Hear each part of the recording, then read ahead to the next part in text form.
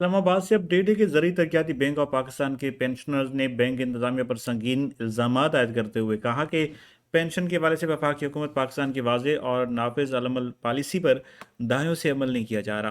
Pensioners के मुताबिक वफाकी हुकूमत ने 1 जुलाई 1986 को ज़रूरी बैंक के मुलाजमीन को 100% कम्युनिकेशन और 50,000 रुपये माहाना पेंशन की पॉलिसी जारी की थी, जो आज तक मौसर है। ताहम बैंक इंतजामिया इस पॉलिसी के बरक्स गुज़श्ता कई दहाइयों से सिर्फ 50% कम्युनिकेशन और 25,000 रुपये माहाना पेंशन अदा करती रही है।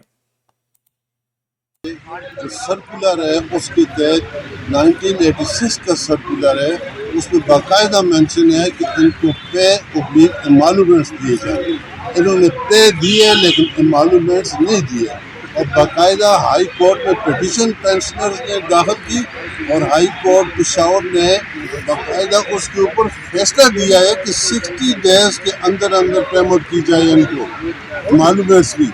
लेकिन वो हमारी पेंशन को इंक्रीज करना है एज पर रूल्स एंड रेगुलेशन। अगर बैंक के रूल्स रेगुलेशन पे है तो भी we are agree to confess that we have to request them तो प्लीज हमारे हाल पे रहम कीजिए।